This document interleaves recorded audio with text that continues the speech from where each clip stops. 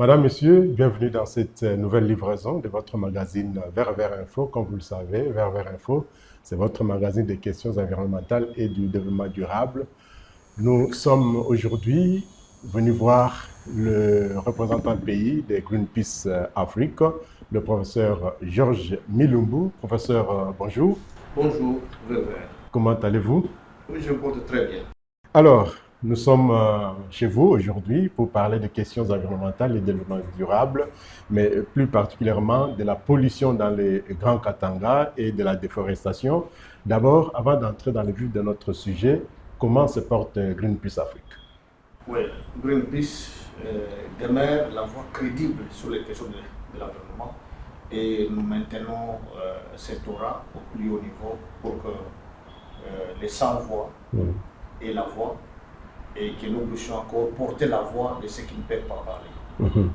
Alors Greenpeace est en train d'étendre en tout cas son action à travers l'Afrique. Dernièrement, l'ONG internationale a ouvert ses bureaux à Maurice.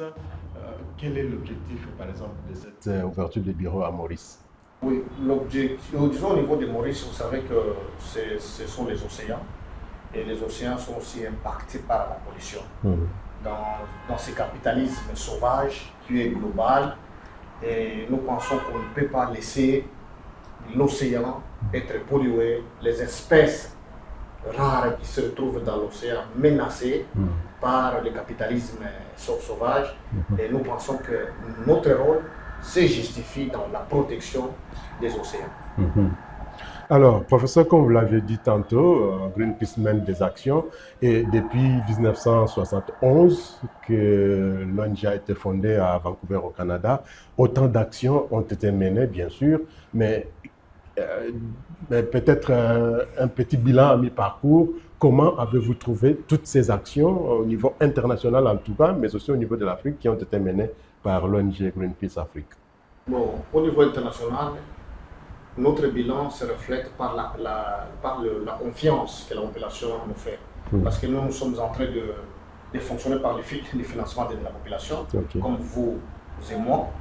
Et c'est ce qui justifie notre indépendance jusqu'à la date d'aujourd'hui, parce que les grands pollueurs qui se constituent en termes de bailleurs des pays africains, ils ne nous financent pas.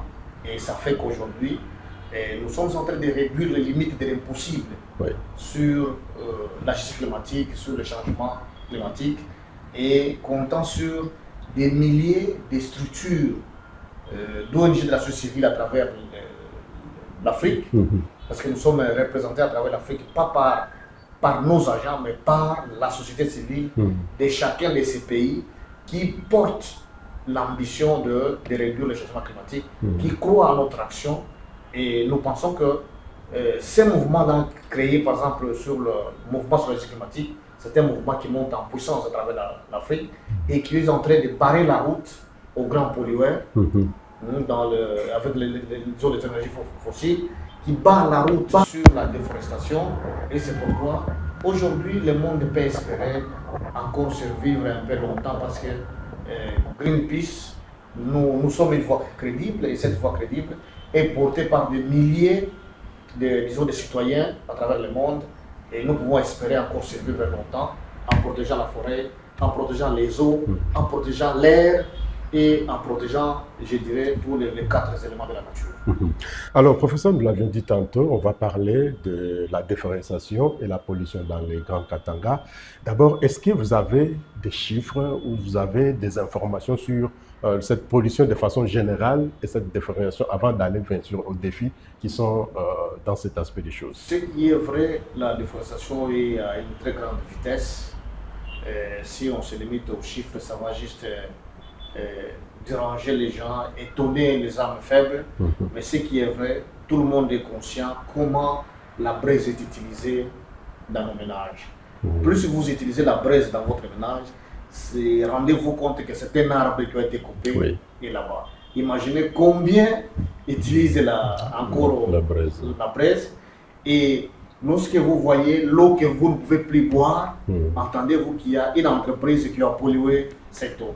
Et s'il faut qu'on ne soit même pas capable de boire l'eau de notre robinet, c'est-à-dire que la pollution des eaux et à un rythme aggravant. Oui. Et comme je vous ai dit, pour la braise, chaque fois que vous mangez de la nourriture préparée par la braise, c'est-à-dire vous pouvez vous faire l'idée de combien la forêt est en train de partir. Est en train de partir.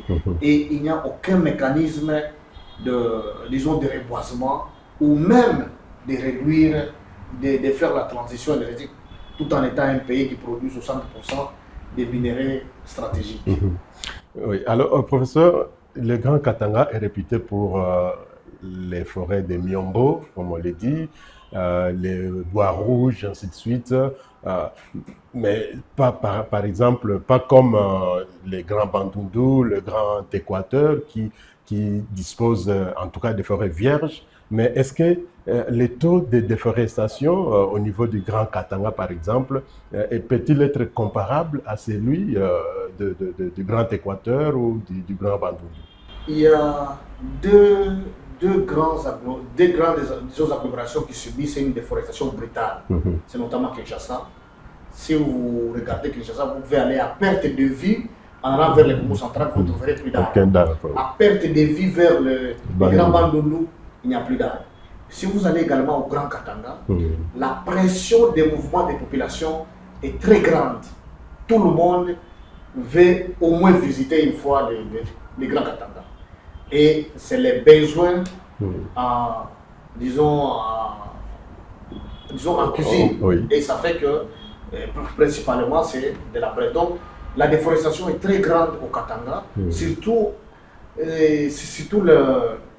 l'industrie minière, et elle déboise à perte de vue. Parce que non seulement les carrés miniers, mais les lieux de stockage de ces produits, les lieux de transformation, les lieux de stockage encore de produits à transformer à exporter, pour l'exportation. Ce sont des espaces à perte de vue. Même si nous avons la régulation où ces entreprises payent les fonds forestiers, mais ces fonds forestiers ne retournent au Katanga, même pas un seul dollar ne retourne au Katanga. Si les fonds forestiers existent et utilisés au Grand Katanga, c'est pour des missions des gens qui sont ici dans les bureaux climatisés à Kinshasa, qui vont voir si ils continuent à payer normalement les fonds forestiers, mais qui ne reboisent même pas un seul arbre. Vous voyez les contrastes. La régulation est là, mais seulement la gestion pose problème. Il y a la question de 0,3% sur le chiffre d'affaires de chaque entreprise. Les entreprises payent normalement.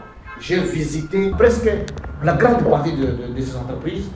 Toutes m'ont montré avec preuve à l'appui la façon dont ces entreprises règlent les 0,3% sur les chiffres d'affaires. Et ça, c'est cet argent qui est destiné aux projets communautaires. Et ces projets-là sont pêchés à nos tours par certains vautours de Kinshasa qui vont là sous forme de des gens porteurs de projets et ils ne font rien. Construire une école.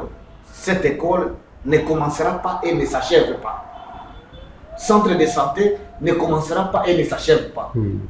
Durant cette période où ces entreprises payent les 0,3% sur les chiffres d'affaires, qui pouvaient bénéficier aux communautés locales, les communautés locales ne bénéficient de rien. Et entre-temps, les entreprises minières détruisent la forêt et à la population, on interdit de couper l'arbre. Vous voyez toujours que c'est les plus vulnérables qui est rendu de plus en plus vulnérable. C'est ça le grand défi au Katanga. Non seulement il y a la déforestation brutale, mais aussi la pollution. Parce que les eaux autour de nous ne sont plus potables. Et cette population pauvre, elle vit à la merci de la nature. Donc, pour dire, professeur, que les défis, ils sont grands en ce qui concerne la déforestation au niveau du Grand Katanga. Alors, la pollution également, elle est là et on ne sait pas, comme vous l'avez dit tantôt, on ne sait pas consommer l'eau, mais aussi l'air est pollué, le sol également est pollué, et il n'y a pas moyen de faire de bonnes cultures. Et donc, les défis, ils sont énormes. Mais quels sont aujourd'hui, professeur, les enjeux aussi? Parce que au niveau du Grand Katanga, il y a cet aspect qui est lié, bien sûr, à l'exploitation minière, mais vous l'avez dit, 0,3%, difficile d'être payé, ou encore, même si il est payé, mais quelle en est l'utilisation de ces fonds?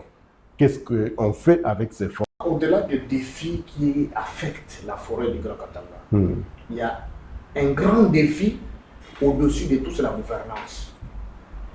Les Congos souffrent d'un problème de gouvernance. C'est pourquoi moi j'épouse l'idée selon laquelle le Congo n'a pas un problème de texte, mais il y a un problème d'hommes. Peut-être essayons de changer les hommes à un certain niveau, on peut comprendre que le Congo peut bouger. Je dis bien ici que les 0,3% du chiffre d'affaires de chaque entreprise minière qui paie la redevance verse la totalité. Il y a les fonds forestiers. Les fonds forestiers se payent normalement. Ces fonds-là sont destinés pour reboiser les forêts. Il y a également la redevance minière. Donc il y a ces 3 sources de revenus qui devaient aider les ZTD au Grand Katanga pour se développer. Comme dans d'autres pays, lorsque vous allez en Afrique du Sud par exemple, les villages autour de la mine deviennent généralement des villes. Malheureusement, si vous allez par exemple dans le secteur de l'huile, qui perçoit aujourd'hui 40 millions de dollars par an comme redevance minière, mais qui reste dans le même état 7 ans après. À part, il y a vraiment un problème de gouvernance. À part une dynamique où vous trouverez que les gestionnaires roulent de belles jeeps, elles peuvent compter des maisons à Kolwezi, à Lubumbashi, à Kinshasa, mais le secteur avec la communauté, les peuples locaux, la communauté locale reste dans le même état que vous. Si vous aviez visité il y a 5 ans, il y a 3 ans, il y a 4 ans, vous trouverez la même situation. Imaginez un secteur qui touche les 0,3%, qui ne reste pas chez eux parce qu'ils ne voient que les chiffres. Parce que l'argent passe entre les mains des autres personnes. Les fonds forestiers se gèrent ici à Kinshasa, sans redevabilité. Mais il y a des antennes provinciales, professeur. Je dis bien, les fonds forestiers se gèrent au niveau national et c'est sans redevabilité. Et au-delà de ça, chaque ETD reçoit la redevance minière, comme le cas de l'huile qui reçoit 40 millions de dollars par an de redevance minière. Vous savez, plus ou moins 85% de cet argent est dans les fonctionnements seulement. Donc il se paye les salaires, il paye du carburant et voilà le avantage. Quand est-ce qu'on va investir pour l'intérêt de plusieurs? Parce que ces frais de fonctionnement tournent autour d'un petit groupe de gens. Vous arrivez à Fungurume, qui reçoit 20 millions de dollars par an. Je ne sais pas si vous comprenez ces chiffres. Il n'y a aucun bailleur qui viendra donner des sommes comme ça à un secteur ou à une chefferie. Vous savez, dans 20 millions de dollars, Fungurume dépense 17 millions de dollars pour le fonctionnement et 3 millions pour l'investissement. Bon, je me demande, est-ce que c'est ça la vision du chef de l'État? Ou ceux qui sont là autour de lui? Imaginez, 8 ans après, 20 millions de dollars, que deviendrait Fungurume par exemple, si la gestion était orthodoxe? Alors, pour les cas d'espèces, comme nous parlons des questions d'environnement, est-ce que Fungurume ne serait pas vert? Est-ce que l'huile ne serait pas vert? Est-ce que la chefferie de Bayeke ne serait pas verte? La chefferie de Balamba et bien d'autres chefferies. Nous parlons de la ville de la commune de Lubumbashi, la commune de Kampemba et autres. Ces communes-là ne seraient pas vertes. La situation est la même partout. La pyramide est telle que les frais de fonctionnement sont au-delà de 80%, qui va en dehors de toute norme de gestion financière. Et vous verrez que lorsque je rencontre les autorités au niveau national, tous attendent les fonds de compensation. Lorsque moi je suis locataire chez vous, je sais que je vous paye 500 dollars par mois et que chaque matin vous venez me demander un pain. Vous pensez que je vais vous prendre au sérieux? Non. Si vous avez un cas de maladie, vous venez me demander 10 dollars. Vous pensez que je peux vous en donner? Même s'il faut vous en donner, c'est avec quelle attitude? C'est ce que nous faisons tous. Chaque année, nous allons à la COP 30, COP, beaucoup de conférences pour demander les fonds pour contrepartie. Les miniers là sont des biens privés. Oui. Ce sont des opérateurs économiques qui sont, Ils sont venus chercher du qui gain, sont des en fait. responsables aussi dans ces structures-là. Et lorsqu'ils vous voient venir réclamer l'argent pendant que vous ne gérez pas bien des millions que vous avez, comment est-ce qu'ils peuvent vous prendre au sérieux? Lorsque moi, Greenpeace, je vais, on me dit non, financez-nous un atelier. Est-ce que le gouvernement congolais peut me demander, moi, Greenpeace, de pouvoir financer un atelier de 2 000, 3 000 ou 10 000 dollars pendant que 40 millions sont mal gérés, Oui. 20 millions sont mal gérés. Et s'il faut totaliser maintenant toutes les aides dans les Grands Katanga, vous savez combien de millions? Et s'il y avait une bonne gouvernance, mais ces aides deviendraient des grandes villes. Oui. Malheureusement, la mauvaise gouvernance, c'est ça c'est la compétition que les gens font. C'est pourquoi il n'est pas étonnant de constater qu'on dit le gouvernement, il y a dépassement de budget. Le cabinet des ministres, il y a dépassement de budget. À la primature, il y a dépassement de budget. À la présidence, il y a dépassement de budget. C'est comme si les pays ne cherchaient pas un modèle, un vrai modèle d'un développement durable. Professeur, les défis, vous les avez énoncés. Il y a également ces frais de compensation qui sont demandés à chaque instant. Mais aujourd'hui, la situation est telle qu'elle est. Quelle est la solution ou quelles sont les solutions que Greenpeace peut proposer pour, en tout cas, juguler cette situation? Pour tout Congolais qui me suit, de bonne foi, intelligent, consciencieux, il comprend que le Congo, ce n'est pas un problème. On ne peut pas chercher des solutions ailleurs. Les solutions sont au Congo. Et la baguette magique, c'est la bonne gouvernance. Que les Congolais pensent qu'ils doivent vivre pour les autres. Si ce principe-là de vivre pour les autres s'applique, surtout qu'il y a 80% de chrétiens, non? Mais la foi est où? Les gens, si les Congolais vivent pour les autres, et la bonne gouvernance, la bonne gouvernance, pour les cas d'espèce, la gouvernance locale, même ici à Kinshasa, les communes ici peuvent réhabiliter des écoles, peuvent construire des petits ponts, peuvent ne fût-ce que construire même des fondations pour que l'eau coule normalement. Même à Kinshasa, parce que nous savons combien nous payons les taxes à Kinshasa. Mais seulement comme les gens font la course vers la mauvaise gestion, la mauvaise gouvernance, c'est ce qui donne l'impression que le Congo n'a pas de moyens. Le Congo a beaucoup de moyens et s'il faut vous en parler plus dans les détails, ça sera comme si nous sommes en train d'exposer les gens. Le Congo a les moyens. C'est la bonne gouvernance qui pose problème. Imaginez, comme je vais vous donner le cas de Malamba, 40 millions l'année. Ces 40 millions, c'est combien d'écoles?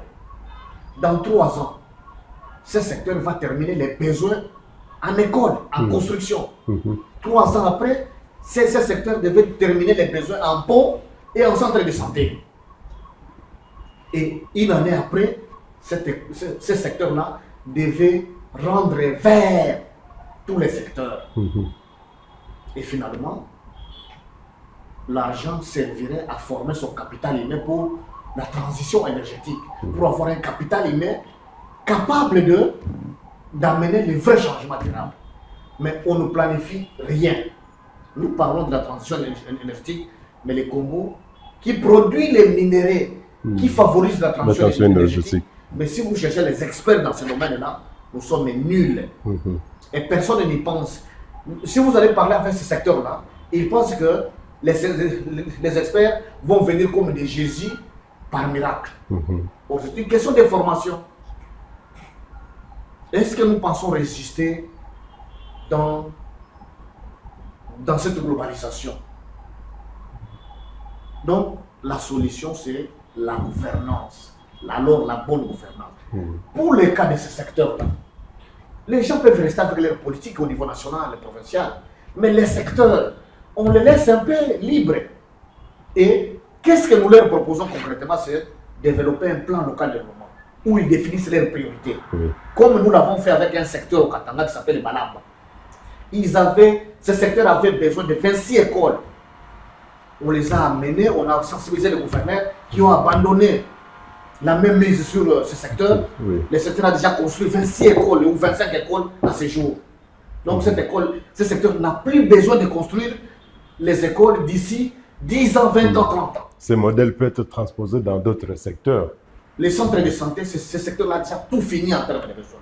Ces centres de santé, maintenant, vu que les besoins d'infrastructure sont finis, ils sont en train maintenant de prendre en charge la prime des enseignants, la prime du personnel, et nous les ramenons maintenant à prendre les questions de l'environnement comme une priorité. Il faut le reboisement, et nous sommes en train de les apporter des projets sur la transition des études. Ils vont faire des champs de panneaux solaires pour créer les moyens alternatifs pour que les gens ne fassent plus pression sur la forêt. Oui. Et ça, aucun bailleur n'amènera cet argent. Les bailleurs amènent l'argent au niveau de Kinshasa, qui se gère mal ou bien. Mais cet argent propre-là, ça fait quoi? Ça se détourne aussi. Ça se gère mal aussi. Et on attend l'argent de compensation. Ça va venir de qui? Parce que ce sont les mêmes bailleurs qui doivent ramener l'argent, qui vous connaissent que nous payons autant et c'est autant là et mal géré. C'est mal géré. Vous voyez comment est-ce que notre crédibilité n'est pas au bon point. Alors, professeur, vous avez étalé bien sûr les défis, vous avez étalé aussi les solutions de Greenpeace pour juguler la situation, apporter des solutions, mais combien de temps cela devrait-il prendre et comment s'y prendre? Quelles sont les stratégies en fait à mettre en place pour que les solutions de Greenpeace puissent être adaptées, adoptées également au niveau des différents secteurs, au niveau des différentes provinces, mais particulièrement pour le Grand Katanga? Si la RDC a l'ambition de devenir un grand pays, c'est très rapidement les castings, nommer des bonnes personnes là où il faut. Même les élections sont influencées de qui il faut élire, non? Oui. Ce sont les partis proposent des compétences.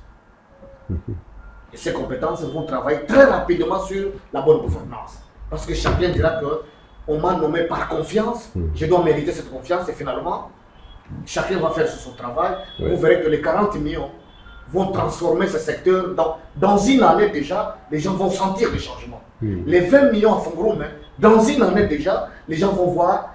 Parce que depuis que le président de la République a pris la mesure de la gratuité, à Fongourou, il n'y a pas encore une école entière construite comme ça. Est-ce que c'est normal? Un centre de santé, c'est construit dans le cadre des cahiers des charges. Des entreprises minières. Mais comme Fongourou, ils ne font que, imaginez 17 millions de fonds de fonctionnement, 3 millions sur l'investissement. Et on va investir sur quoi en termes de priorité? Les plans locaux de développement ne fonctionnent pas. Donc vous comprenez que faire un bon casting, parce que des bons Congolais, il y en a qui connaissent comment faire le travail et consciencieux. Mais seulement ils sont peu nombreux, ils sont engloutis par une majorité médiocre. Dans tous les domaines, il n'y a que des autodidactes et disons des opportunistes. Alors réduire ces cas-là, vous verrez que le Congo va décoller dans moins de temps. Et la question de l'environnement, nous allons réduire ces fléaux ici, cette crise environnementale, parce qu'il y aura des gens qui comprendront que l'argent, les fonds forestiers, ils affectent au reboisement. Les 0,3%, ils affectent sur les projets communautaires pour qu'ils ne puissent pas faire la pression sur la forêt. Les moyens alternatifs et la redevance minière et d'autres taxes qui ne se collectent pas chez la aujourd'hui. Vous voyez que la gouvernance locale, c'est une solution durable et sûre pour que le Congo se relève. Professeur, on va devoir terminer avec cet entretien. Nous avons parlé, comme nous l'avions dit tantôt, de la déforestation et de la pollution des Grands Katanga. La solution, c'est la gouvernance. Alors, que dire à tous ceux qui vous suivent pour clôturer cet entretien? À ceux qui nous suivent, vous devez comprendre que la terre, c'est comme les corps humains. Et les forêts sont les poumons. Plus nous coupons les arbres, c'est comme si vous coupez une partie de votre poumon. Et comprenez ce que votre santé va être. Alors, si tel est le cas, nous devons travailler pour réduire la pollution plastique pour Kinshasa. Nous devons reboiser là où nous pouvons reboiser. nous devons travailler très rapidement sur la transition énergétique. Parce que c'est la solution pour créer d'autres moyens alternatifs pour que les plus vulnérables ne fassent pas trop pression sur la forêt. Et c'est l'avenir de tout le monde qui est assuré. Même pour celui qui détourne, son avenir sera assuré et de ses enfants. Dans le cas contraire, il détruit l'avenir de tout le monde. Lorsqu'on boit une bouteille en plastique dans les conseils des ministres, c'est une femme vulnérable très loin là qui n'a jamais acheté une bouteille de 500. C'est celui qui va subir les conséquences. Lorsqu'il y a inondation, heureusement c'est tout le monde qui subit ces conséquences. Alors pourquoi ne pas penser, pourquoi ne pas prendre l'action maintenant pour réduire les effets du changement climatique? C'est pourquoi nous disons que nous devons vivre pour les autres. La gouvernance doit être notre mode de vie et notre mode de fonctionner. Et avec ça, nous dirons très rapidement qu'une autre RDC est possible. Voilà. Alors, professeur Georges Milungu, merci beaucoup. Je rappelle que vous êtes le représentant pays de Greenpeace Afrique et vous êtes également enseignant à l'Université pédagogique nationale. Merci. Plusieurs autres universités. Oui, en fait, professeur d'université. Merci de nous avoir reçus dans votre cadre pour parler de ces questions environnementales et particulièrement de la déforestation et de la pollution dans les Grands Katanga. Vous avez suivi, madame, messieurs, les solutions de Greenpeace Afrique. Les défis, il y en a. Le pays attend les compensations, mais qu'est-ce qu'on en fait par rapport à tous les fonds d'ailleurs qui sont engagés au niveau interne, et donc la gouvernance doit être démise. Professeur, une fois de plus, merci. C'est moi qui vous remercie pour l'opportunité. Nous espérons que nous aurons une autre émission possible. Merci à vous également, madame, et d'avoir suivi cette édition de Vers Info qui reviendra bien sûr la semaine prochaine. Toujours portez-vous bien. Bonne suite des programmes sur votre chaîne. Prenez soin de vous, mais surtout, prenez soin de votre environnement. Au revoir et à très bientôt.